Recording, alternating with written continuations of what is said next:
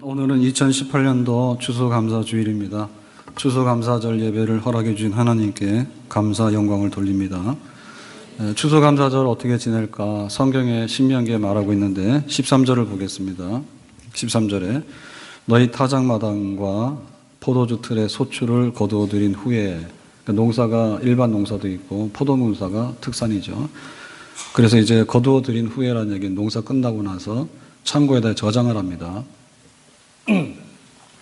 굉장히 이제 넉넉하고 풍성하죠. 이래 동안에 초막절을 지킬 것이요. 그래서 이제 축제 기간 감사절은 오늘 우리는 예배를 이렇게 딱 드리지만 일주일 합니다. 일주일. 7일 동안 성대하게 감사절을 지내게 되는데 이거를 다른 말로 말해서 초막절이다라고 얘기합니다. 초막이라는 얘기는 천막, 장막이라는 얘기인데 애굽에서 구원받은 백성들이 광야에서 40년 동안에 천막 생활을 했어요. 그래서 지난날 천막 생활을 회고하면서 실제로 광야로 나가서 천막을 치고 초막을 치고 마지막 추수감사절을 일주일 동안 진행을 하게 되는 겁니다. 그러면 이제 누가 여기 추수감사절에 참석하는가에 대해서도 14절에 밝히고 있습니다. 14절에 보면 절기를 지킬 때에는 너와 내 자녀와 노비라는 말은 집에서 일하는 그 일꾼이죠. 성중에 거하는 레위인은 이제 하나님 성전을 돌보고 하나님 일에 헌신하는 사람들이죠. 객이라는 얘기는 나그네 외국인입니다. 외국인들, 잠시 거주하는 사람들. 고아와 과부는 제일로 못나고 또 가난하고 돌보는 사람 없는 소외된 사람들, 빈민들이죠.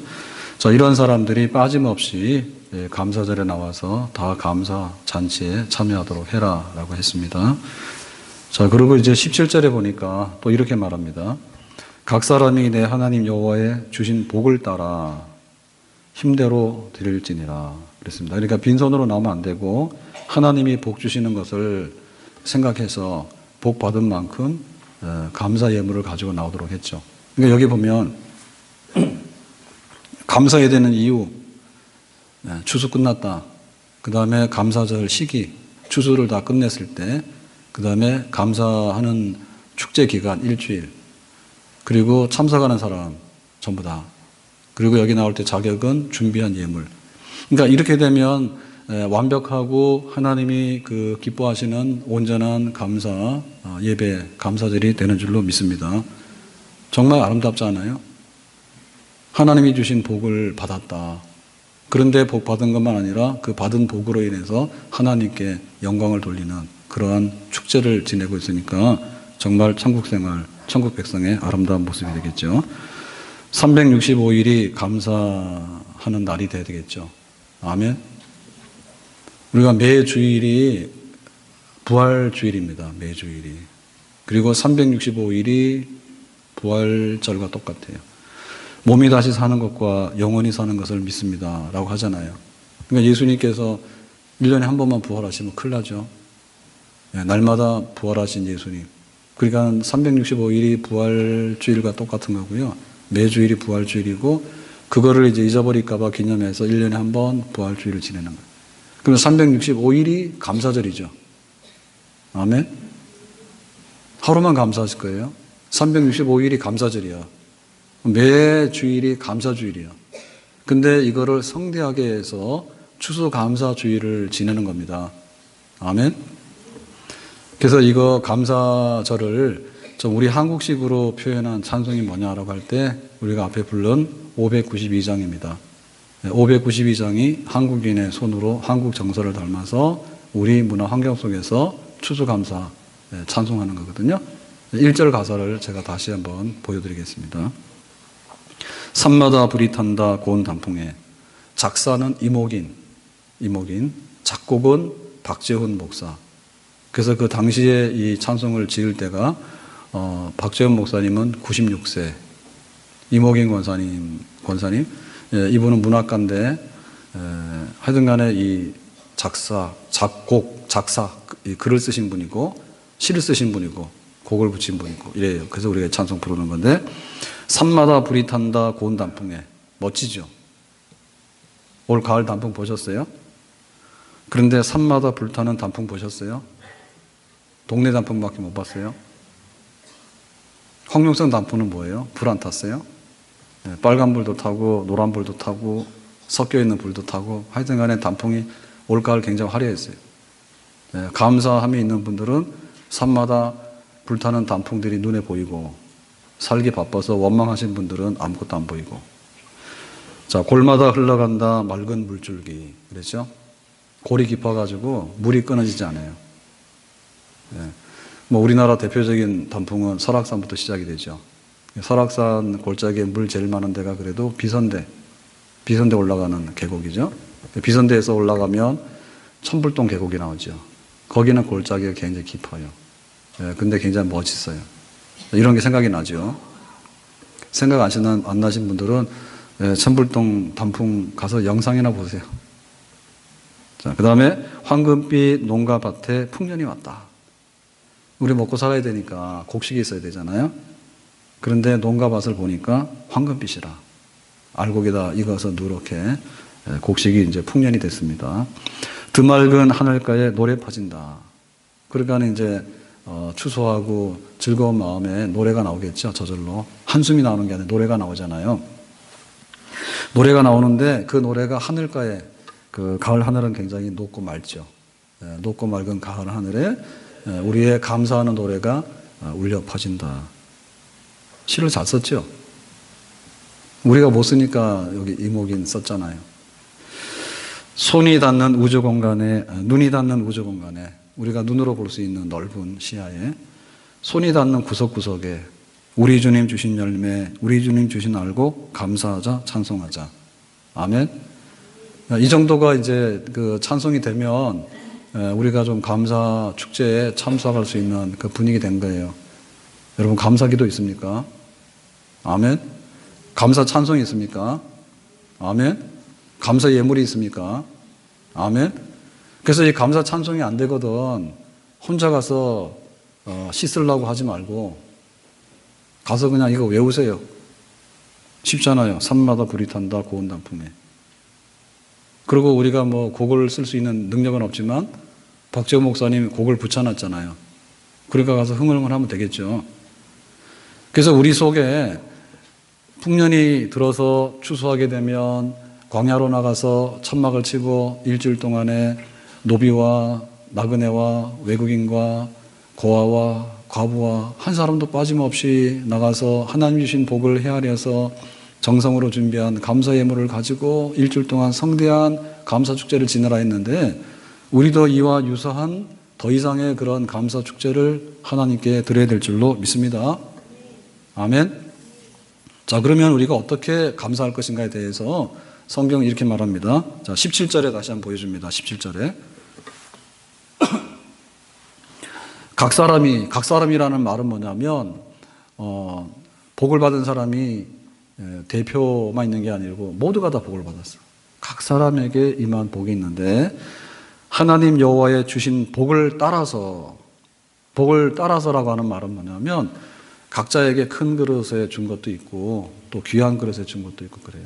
돈이 궁한 사람에 돈을 줘야 되고 병난 사람에게는 병이 나야 되고 이렇게 해서 하나님이 복을 주신 게 있는데 그 분량이 있어요. 그래서 이걸 측량을 해야 돼. 만약에 무게로 하면은 10kg, 부피로 말하면 뭐 1리터. 그래서 하나님 주신 복을 헤아릴 줄 알아야 돼. 헤아리죠. 여러분 돈 계산 잘 하시죠? 돈 계산 못하면 안 되죠. 그러면 우리가 뭘 계산해야 됩니까? 하나님이 주신 복을 계산할 줄 알아야 돼. 그럼 눈이 있어야 돼. 눈. 계산기가 있어야 돼요. 계산기 두드릴 줄 알아야 되고 눈이 있어가지고 볼 줄 알아야 돼. 그러면 우리가 볼 때 아주 작은 것은 확대해서 봐야 되죠. 그럼 뭐가 필요합니까? 현미경 필요하죠. 멀리 있는 건 뭐예요? 멀리 있는 거는 앞당겨서 봐야 되죠. 망원경이 필요하죠. 우리가 각각 필요한 게 있단 말이에요. 너무 햇볕이 뜨거우면 뭡니까? 이 선글라스 해가지고 햇볕 차단해야 되잖아요. 그래서 하나님이 주신 복을 볼 수 있는 눈이 있는데 무신론자의 눈은 뭐냐면 자연의 법칙의 눈이에요. 씨를 뿌렸어. 싹이 나겠지. 싹이 났어. 잎이 나오겠지. 잎이 나와서 열매가 맺혔어. 추수했어. 그거는 자연의 법칙과 과학적인 현상들에 대해서 기억하는 거예요. 그건 무신론자들이 보는 방법이에요. 이 사람들도 나름대로 감사가 있죠. 왜냐하면은 시작은 씨앗이었지만 나중에는 추수했기 때문에. 그러나 자연의 그 과정의 법칙을 보면 설명이 되잖아요. 그러니까 감사는 거기 정도밖에 안 하는 거죠. 그러면 이제 인본주의자의 눈으로 볼 때는 뭡니까? 내가 씨 뿌렸지. 내가 김도 맸지. 그리고 내가 노력을 많이 해서 지금 소출도 했지. 라고 할 때 자기가 한 일에 대해서 감동받는 거예요. 내가 했더니 이 정도 나왔다. 라고 하니까 내가 굉장히 만족스러운 거지. 흐뭇하고 한 거죠. 그래서 자연의 법칙으로 보는 거는 원인과 과정을 자연의 그 이치로 보는 것이고, 그 인본주의자들의 눈으로 보는 거는 자기의 수고와 자기의 애정과 자기의 열정과 자기 관심 가지고 보는 거예요. 우리 믿는 사람들 뭐냐? 태초에 하나님이 천지를 창조하셨다. 전능하사 천지를 지으신 하나님을 내가 믿는다 했잖아요. 그러니까 씨앗도 하나님이 주신 씨앗입니다. 아멘. 비도 하나님이 주신 비입니다. 햇볕도 하나님이 주신 햇볕입니다. 비가 있고 공기가 있고 그 다음에 햇볕이 있어가지고 탄소 동화작용이 일어나고 여러 가지 이제 과정이 일어났지만, 그러나 그러한 자연의 법이 작동케 하는 것은 하나님께서 그것을 만드셨기 때문에 이런 자연의 법칙이 작용을 하는 겁니다. 아멘. 그리고 우리의 수고가 있었어요. 그렇지만 우리의 수고가 있었지만 우리가 의지했던 의지도 하나님 주신 것이고, 우리의 수고가 열매를 맺게 된 것도 우리의 공로가 아니라 하나님이 배려해 주신 땀의 결정을 거둘 수 있는 축복인 줄로 믿습니다. 아멘. 그러니까 우리가 하나님께 감사하는 거예요. 무작정 감사하는 게 아니라 잘 살펴보면 그 원인이 발생하게 된 것도, 그 과정이 진행되게 된 것도, 그 과정의 열매를 우리가 수확하게 된 것도 전체적인 큰 안목의 눈을 가져보니 하나님께서 주신 것이기 때문에 우리는 이 모든 공로를 하나님께 돌리는 줄로 믿습니다. 아멘. 그래서 하나님 주신 복을 계산하는 사람이 정말 감사할 수 있는 사람이다. 우리가 옛날에는 자기 일생에 집 한 번 지으면 거의 일생이 다 갑니다. 그 대부분의 경우는 자기의 집을 안 짓죠. 조상들이 집을 지면 그 집에서 살다가 그냥 자기 일생이 가잖아요. 근데 지금 우리는 얼마나 많은 그런 호사를 누리가 있는가 하면 50층에도 살아. 근데 걸어서 안 다녀. 엘리베이터 타고 다녀. 겨울에 눈이 왔어. 나와보니까 눈이 펑펑 쏟아졌어. 밤새도록 눈 오는 거 몰랐어. 비가 왔는데 나와보니까 비가 와가지고 다시 우산 가지러 집에 올라간다. 옛날 같으면 어떻게 됩니까? 비가 오면은 비 소리 다 들리고, 눈이 오면은 그 찬바람 다 들리고, 그래서 다 알잖아요. 그러니까 주거 환경이 너무나 좋죠. 평생의 집 하나가 아니라 돈만 있으면 1년에 10개도 분양받아. 빚이라서 그렇지. 네? 구석기 시대 때 뭐 했는가 하면 땅 파고 살고 운막집에 살았잖아요. 근데 지금은 이렇게 좋은 주택에 살고 있잖아요. 그러니까 우리가 근본을 놓고 하나님이 복 주시는 것에 대해서 우리가 알아야 됩니다. 아멘. 그것만이 아닙니다. 우리가 밥을 먹잖아요. 옛날에 손님 대접이 사이다 콜라가 손님 대접인 줄 알았어. 그래서 아이들이 수학여행 가고 소풍 간다 그러면 꼭 콜라를 사주고 그랬잖아요. 지금 학교에서 금지 품목이 사이다 콜라예요. 탄산음료. 몰라가지고. 저도 몰라가지고 햇반이 좋다고 선전을 많이 했어요. 없을 때는 햇반이 좋죠. 왜냐하면 굽는 것보다 햇반이 낫잖아요. 근데 할인해서 사가지고 가도 900원. 그거 하나 가지고 한 끼 못 먹잖아요. 모자라잖아요. 그래서 햇반을 여러 개 먹다 보니 돈도 많이 나가고 햇반이 맛이 없더라고. 전기밥솥 쌀 너무나 좋아요. 그래서 햇반을 사 드시지 마시고 전기밥솥에다가 그냥 밥을 많이 해놓고 드세요. 그게 훨씬 더 좋더라고. 쌀나무가 어디 있습니까? 쌀나무가. 근데 아이들은 몰라가지고 햇반이 전부다인 줄 알고 쌀나무가 어디 있어? 벼지. 근데 이 벼가 모종을 하잖아요. 모종을 해가지고는 모판에 심었다가 이제 날이 더워지면 이양을 해가지고 그 모내기를 하잖아요. 이것도 옛날로 말하면 세종시대로 가면 과학의 혁명입니다. 농업의 혁명입니다. 그 전에 그걸 몰라가지고 일모작만 했단 말이에요. 근데 이제 이모작을 하게 되니까 모내기 해가지고 가서 이모작을 할 수 있잖아요. 그러니까 먹고 사는 도움이 됐죠. 김을 메고 물대기를 하고 또 농약을 치고, 그래서 어려운 시절에는요 잘 몰라가지고 농약 많이 치다가 농약에 중독돼서 사고도 많이 났어요. 농약 치다가 쓰러지고 이런 일도 비일비재했다요. 연탄가스만 죽는 게 아니라. 그러니까 지금 우리가 밥을 먹는데 그 이전 생각하면은 선생님이 학교에서 도시락 검사해가지고 흰쌀밥을 싸가지고 오면은 벌을 줘야 돼. 쌀이 귀해가지고. 저희 학교 다닐 때 그런 기억이 있었어요. 집에서는 쌀밥 주고 싶어가지고는 쌀밥을 주면 선생님은 쌀밥 먹으면 안 된다고 도시락을 내놓으라 해서 검사를 맡아야 돼. 그래서 어려웠어. 근데 지금은 쌀을 너무 안 먹어가지고 쌀과자도 만들고 쌀라면도 만들고 그 다음에 또 뭐죠? 쌀 막걸리도 만들고 온갖 걸 다 해. 그만큼 우리가 풍요롭게 산다는 거예요. 그래서 하나님께서 주시는 양식과 하나님이 주시는 주거 환경과 또 하나님 주시는 옷을 생각해 보세요. 옷을. 면이 나오기 전에는 삼배 옷을 입었잖아요. 얼어 죽잖아요. 그러니까 이제 면이 나와가지고 솜옷을 입게 되니까 따뜻하긴 한데 우리에게는 그게 불필요하죠. 너무 불편하죠. 그래가지고는 5리터를 뽑아서 살아. 네? 오리를 잡아가지고 오리털을 뽑아가지고 사람들이 옷을 해고 있는데 대부분 다 겨울에 옷 입고 다니는 오리닭이 사는 겁니다. 그러니까 오리한테 감사하세요. 오리털 다 뽑아갔잖아요, 인간들이. 저도 굉장히 아끼는 옷이 있습니다. 초경량 패딩. 여기 유니클로에서 산 건데 4만 원. 실내에서 입는 패딩인데 너무너무 가볍고 좋아요. 그거 없으면 겨울에 못 살아. 4만 원. 너무 감동받아서 우리 아이들한테 다 사다 줬어. 오리 덕분에 추위 안 타고 사는 거예요.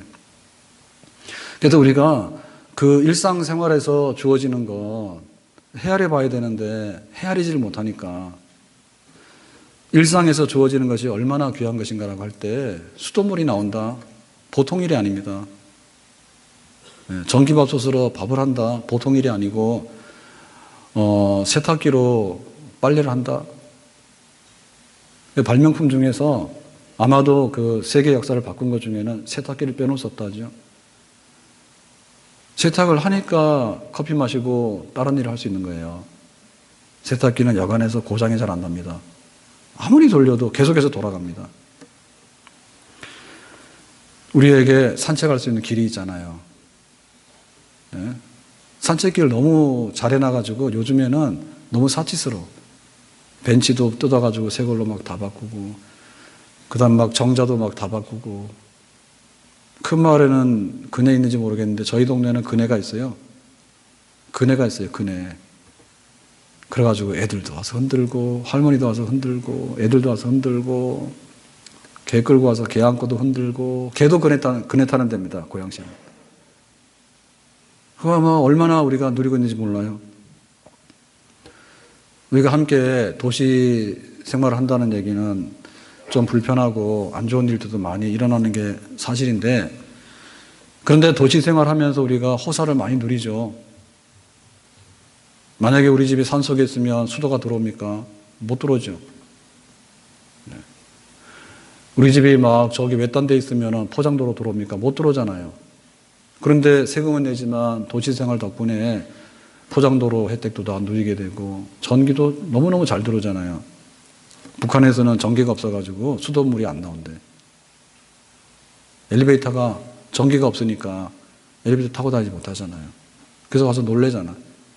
그러니까 우리가 이렇게 도시생활하면서 스트레스도 받고 막 아랫집에서 삼겹살 구워 먹으면 밤에도 냄새 올라오고 또 막 뛰면은 말소리도 다 들리고 그렇게 해서 불편한 것도 있지만 사실은 온갖 종류의 직업을 가진 사람들이 와서 서로 나눠가지고 이렇게 도시를 이루어 살기 때문에 풍요롭게 된 것도 엄청 많습니다. 우리나라가 주권을 상실했으면 우리 이름을 우리가 못 쓰죠. 우리 한글도 우리가 못 쓰죠. 군대도 우리나라를 위해서 가는 게 아니라 일본 사람 위해서 징용도 갔고 일본 사람들 멋대로 정신대도 끌어갔고 그런 시절이 있었잖아요. 전쟁의 시대, 배고픔의 시대, 혼란의 시대 그런 시대가 있었는데 우리가 누리는 거를 한번 하나님 복 주신 걸 한번 생각해 봐라. 복 없는 거를 자꾸 계산하지 말고 하나님이 우리에게 주신 복을 한번 생각해 봐라. 아멘. 석 달 전인가요? 교회에서 그 감사 노트를 나눠드렸어요. 그래서 거기다 감사를 쓰라고 숙제를 드렸는데 숙제 다 하셨는가요? 네. 모범적인 학생은 숙제를 잘합니다. 그래서 석 달 동안에 감사 노트를 부지런히 쓰신 분들은 감사를 엄청 많이 하실 거예요. 근데 감사 노트가 무슨 말이냐, 듣는 게 처음이다 이러신 분들은 감사할 게 별로 없어. 그래서 운동도 많이 하게 되면 그 운동이 자기 몸이 되는 거고, 감사 생활에 대해서 하나님이 복 주신 것을 헤아려 볼 수 있는 그런 생활을 많이 하게 되면 감사가 넘쳐나는 그런 풍성한 감사 생활이 우리에게 축복으로 임하게 될 줄로 믿습니다. 남부교도소에 가 있는 분들이 감사 노트를 받아가지고 감사를 썼잖아요. 그래서 제가 그 자료를 봤는데 이런 게 있습니다. 바람피고 아내에게 속상하게 하는 일만 했는데 감옥에 갇힌 남편에게 아내가 편지를 보냈다. 감사하다. 어떤 죄수는요, 어느 날 교도관이 7번 이렇게 번호를 부르는 게 아니라 자기 이름을 불러주더래. 그래서 그게 문득 감사됐대요. 수인들은 번호를 부르는가 봐요. 근데 자기 이름을 불러주더래. 그전에도 이름 불러줬겠지. 근데 그거를 못 들었겠지. 고마운지 몰랐겠지. 그래서 감사 노트 주고 감사 쓰라 그러니까는 화가 났대요. 감옥에 가둬놓고 무슨 감사할 일이 있냐 내 인생에. 그랬는데 알고 봤더니 그 이름을 불러주는 게 들리고, 어느 날 자다가 깼는데 그 조그만한 교도소의 창문 창틀 바깥으로 달이 보이더래. 그래가지고는 너무 그 달이 신기해서 그거를 보면서 자리에서 일어나서 감사 노트에다가 오늘 자다가 일어나서 달을 보고 감사했다. 그걸 썼대. 감사할 게 너무 많잖아요. 여러분 감사할 게 없으면 자다가 깨가지고 달이 있는가 한번 찾아보시기 바래. 감옥 안에 있는 창틀은 너무 작아가지고 잘 안 보이는데 우리 집 아파트에서 문 열면 다 보이죠. 다 보이죠. 감사할 일이 얼마나 많은가. 그래서 교도관들이 항상 안 좋은 분인 줄 알았는데 어느 날 봤더니 우리를 즐겁게 하기 위해서 웃기는 얘기도 일부러 많이 한다는 걸 깨닫게 된 거예요. 그런 것들을 느끼게 된 거예요. 하나님께서 감사절을 지내라 할 때 그 주신 거에 대해서 우리가 반응을 보여야 되는데, 우리가 감사하는 것을 찾고 그 감사가 넘치도록 하게 되면 감사 후에 감사가 풍성하게 넘쳐나게 될 줄로 믿습니다. 아멘.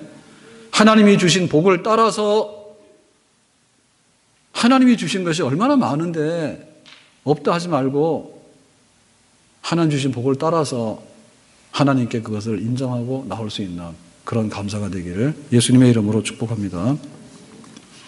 자, 다시 한번 가서 13절에 감사할 때 이렇게 하라 했습니다. 13절에 너희 타작마당과 포도주 틀에 소출을 거둬 들인 후에 이래 동안 뭐를요?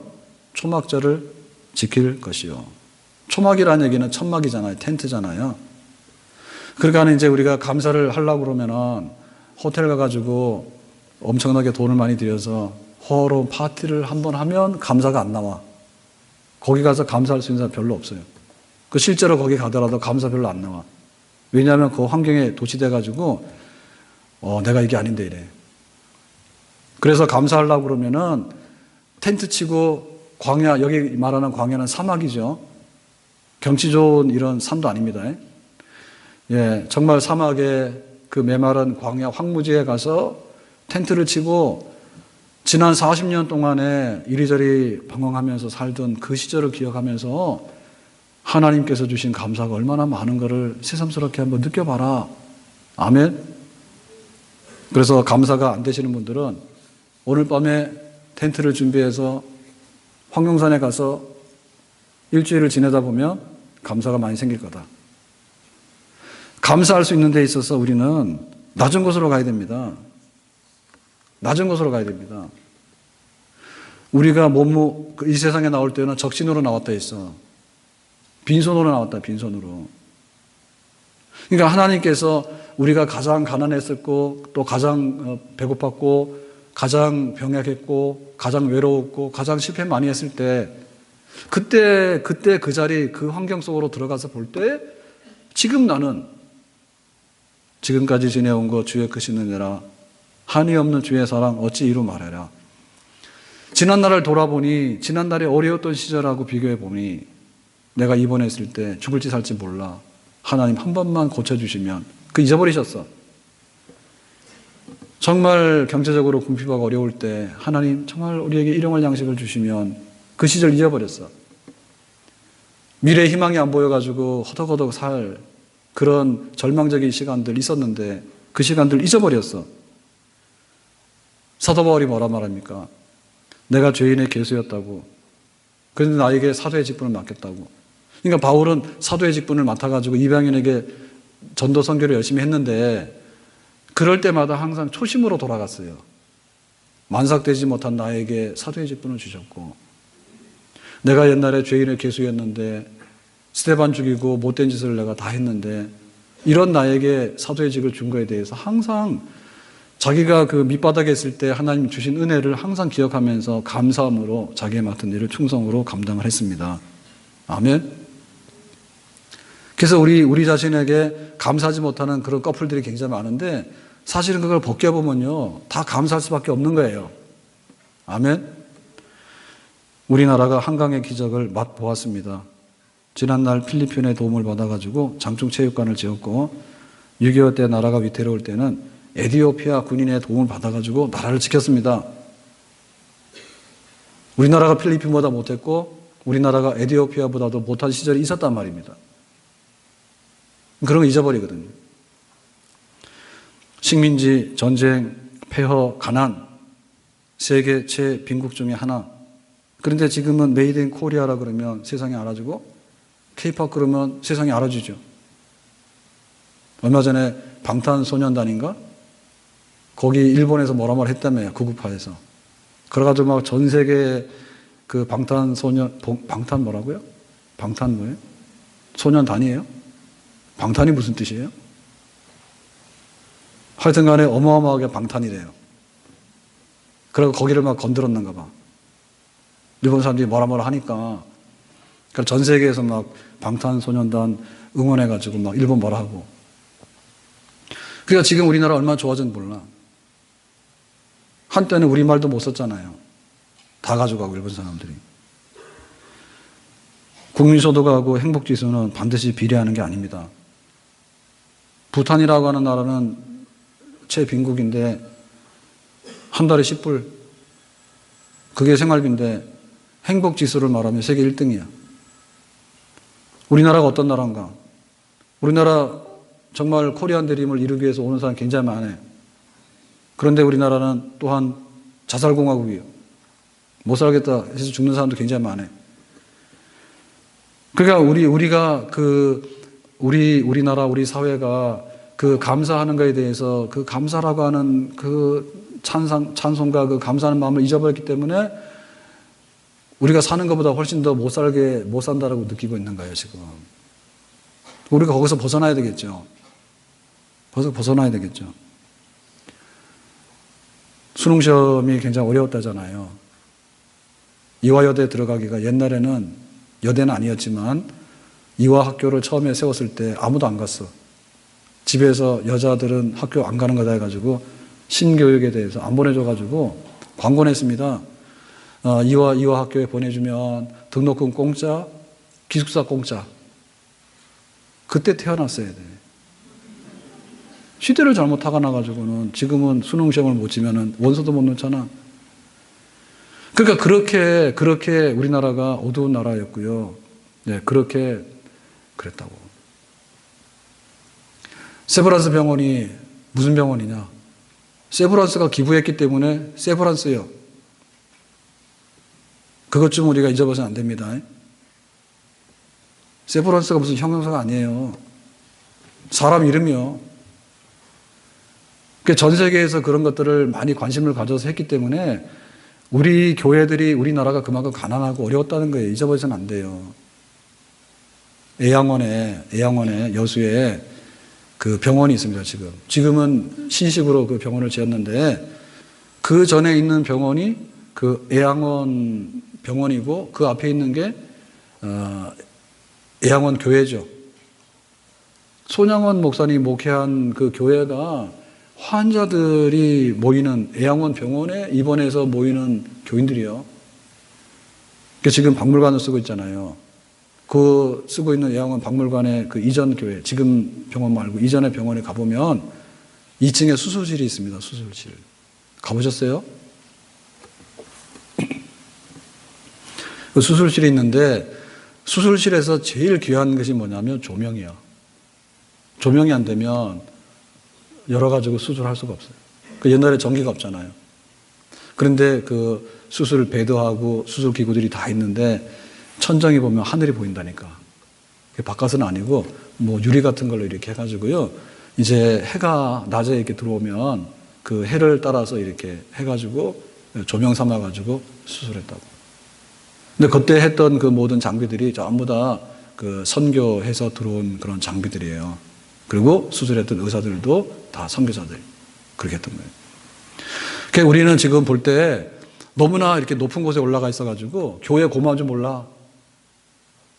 교회 고마운 줄 모르고 우리가 영적으로 누리는 복에 대해서 고마운 줄 몰라. 그걸 깨야 되는 거예요. 어리석은 농부가 돼서는 안 되겠죠. 농사해가지고는 창고에다가 곡식 쌓아놨는데 좋아라 했더니 뭐라 했습니까?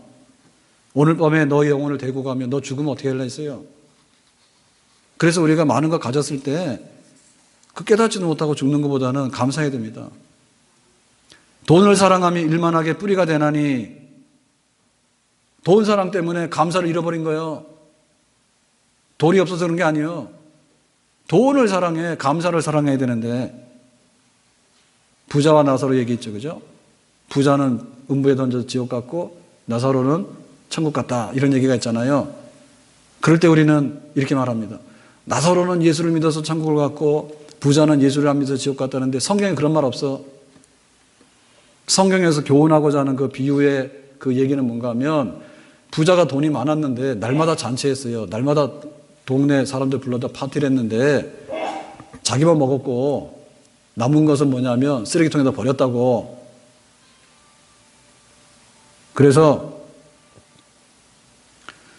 그래가지고는 이 쓰레기통에다 버렸지 나사로한테 한 번도 준 적이 없어.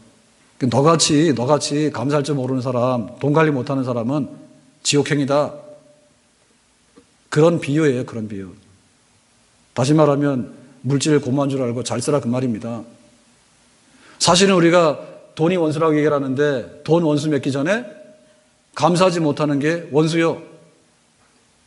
원수를 바로 책정을 해야지 그 원수를 이길 수 있잖아요. 원수하는 걸 원수로 삼는다니까. 나병 환자 10명이 치료를 받았습니다. 예수님께서 10명 고쳤어. 근데 돌아와가지고 감사하는 사람이 한 사람이요. 10대 1이에요. 근데 그 한 사람도 알고 봤더니 사마리아 사람이야. 유대인이 아닌 거예요. 그걸 깜짝 놀랐죠. 왜 그렇게 감사를 많이 안 하는지 모르겠어.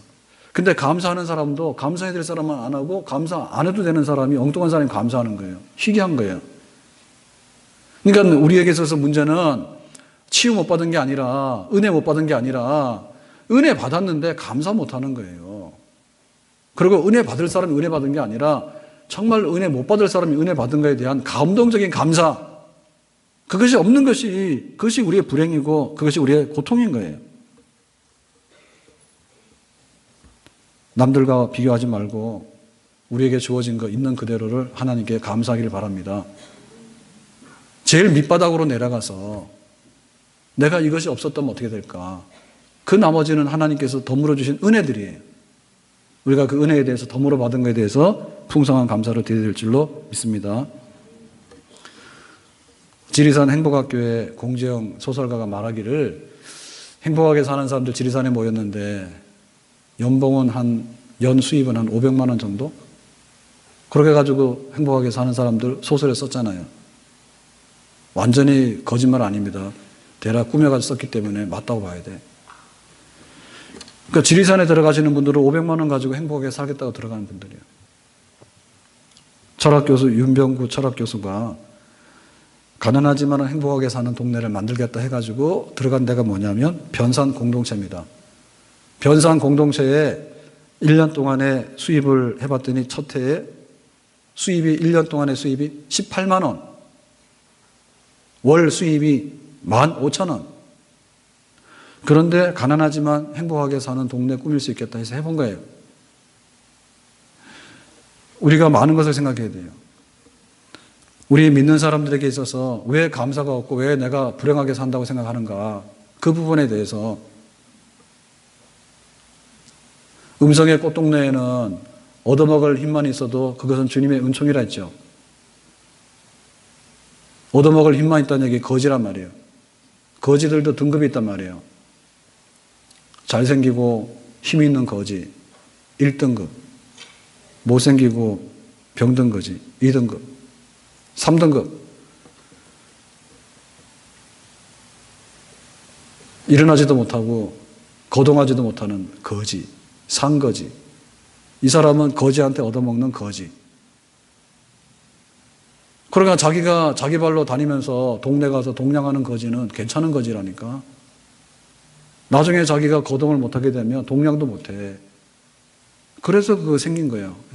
거지들이 모여서 사는 동네가 생긴 거예요. 왜냐하면 정말 상태가 어려운 거지는 언젠가는 그렇게 됩니다. 늙고 병들면 동냥하러 갈 수 없다. 야. 그러니까는 힘 있는 거지들이 가져와서 먹여주면은 자기도 언젠가는 힘을 잃게 되면 또 힘 있는 거지가 와서 동냥에다 줄 수 있겠죠. 꽃동네지. 그렇게도 살아가잖아요. 감사함으로. 아멘? 꽃동네 가라는 말은 아니에요. 그런데 우리가 살아가는 방식에 있어서 왜 그렇게 쫄리고 왜 그렇게 불만하고 왜 그렇게 정말 어렵고 힘들다고 이렇게 살고 있는가에 대해서 한번 생각을 해봐야 되겠다 이거죠. 우리에게 부족한 것은 감사지, 감사할 수 있는 조건이 부족한 게 아니라 그런 조건을 준 것도 굉장히 많은데 그거를 감사로 표현하지 못하는 거예요. 그러니까는 이 감사에 대해서 우리가 은혜가 없는 게 문제예요. 은혜가 없는 게. 은혜 없는 거예요. 은혜. 하나님이 주신 거를 우리가 은혜로 선물로 받았다라고 하는 표시가 있게 되면 덩달아서 감사 나오게 돼 있는 거예요. 은혜 떨어졌어. 염려가 생기는 거예요. 은혜가 떨어졌어. 불만이 솔솔 올라오는 거예요. 가는 길이 험하다고 불평하라고 불평해서 물어버리고 은혜가 점점 떨어지게 되니까 감사는 없어지게 되죠. 은혜가 넘쳐나면 감사는 넘쳐나게 되는 거예요. 우리의 환경이 모든 것을 좌우하는 것 같지만 사실은 아닙니다. 환경을 이기고 나갈 수 있는 게 또한 우리의 감사하는 마음이고 은혜예요. 아멘? 환경도 중요하지만 환경을 이기는 은혜 중요하고 그 환경을 이기는 감사함이 더 중요한 거예요. 아멘? 내가 잘 되기 위해서 우리가 무더운 노력을 합니다. 그런데 내가 가지고 있는 보물 1번이 뭐냐면 감사하는 마음이에요. 아멘? 감사하는 마음이 내가 가지고 있는 진짜 보물이라요. 감사하는 마음이 없으면 뭘 가지고 만족합니까?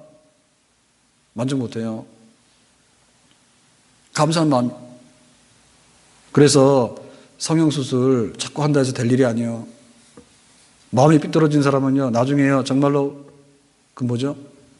선풍기 아줌마 돼. 다 뜯어 고쳐도 만족 몰라. 생각을 해보시라, 생각을. 정말 밥만 있어도 얼마나 감사한가. 그런 마음이 있으면 얼마나 행복하게 살까요? 우리 가정이 천국이 돼야 되고 교회가 천국이 돼야 됩니다. 어떻게 할까요? 집안 식구들이 모여서 감사함으로 모일 수 있는 집은 천국. 원망과 불평이 많으면 완전히 지옥. 부부간에도 너무 원망이 많고 시비가 많고 부모 자식 간에 모이면 왜 주냐 안 주냐 뭐가 어쩌다 저쩌다 해가지고 불편하면 거기는 있을 수가 없는 거죠. 천국 만드는 것은 우리 가정이 지금 할 수 있는 겁니다. 아멘? 돈 많아서 아파트 평수를 넓히는 건 나중에 해도 되지만 당장 해가지고 우리 식구들이 모여서 감사하는 집을 만들게 되면 그 집이 비록 초가집이라 할지라도 채식만 한다 할지라도 그 집에는 천국이 이루어질 줄로 믿습니다. 아멘? 교회가 감사하는 집이에요. 우리 성도들이 모여가지고 감사합니다. 감사함으로 기도하고 감사함으로 찬송하고 감사함으로 자기 몸 내놓고 봉사하게 되고 감사가 넘쳐나는 교회가 된다면 1등 교회인 줄로 믿습니다. 감사함으로 만들어가는 교회가 되야지 어디 가가지고 1등 호텔이 어디 있습니까? 특급 호텔이 어디 있어요? 교회가 호텔이요? 뭘 찾아요? 내가 예배 드리러 올 때 예배 드릴 수 없는 사람이 어떻게 예배당 출입하게 됐는가? 하나님께서 죄인의 괴수인 나에게 어떻게 이런 은혜를 주셔가지고 내가 찬송하며 하나님 백성이라고 하는 자리에 앉아있는가에 대한 감사함이 넘치는 성도가 되면 그 교회가 은혜가 있는 천국교회가 되는 줄로 믿습니다. 아멘? 교회가 뭘로 경쟁을 해요? 돈 가지고 경쟁을 해요? 감사함을 느낄 줄 알고 감사함으로 만들어가는 교회, 그런 교회가 천국이 되는 줄로 믿습니다. 오늘 감사절을 지내면서 정말 내가 더 행복해지고 우리 가정이 행복해지고 우리 교회가 좀 더 나아졌으면 좋겠는데 라고 할 때 하나님께서 너희들이 추수가 다 끝나게 되면 일주일 동안은 손 놓고 나가서 찬막을 치고 하나님 주신 은혜를 기억하고 모든 사람이 모여서 감사 예물을 한번 섬겨봐라, 감사해봐라, 이렇게 말씀했어요. 오늘 우리의 삶이 감사가 치유되어질 때 우리에게 보다 나은 새로운 미래가 열려지게 될 줄로 믿습니다. 그것이 마땅한 것이고 우리의 미래에 희망이 있는 일입니다. 감사하는 영을 회복할 수 있기를 주님의 이름으로 축복합니다. 기도합니다. 하나님 아버지, 오늘 감사절을 맞이해서 하나님께서 말씀하시는 풍성한 감사 축제, 그런 축제가 우리의 삶 속에 회복되어지기를 원합니다. 예수님의 이름으로 기도합나이다. 아멘. 다 일어나 찬양 드립니다.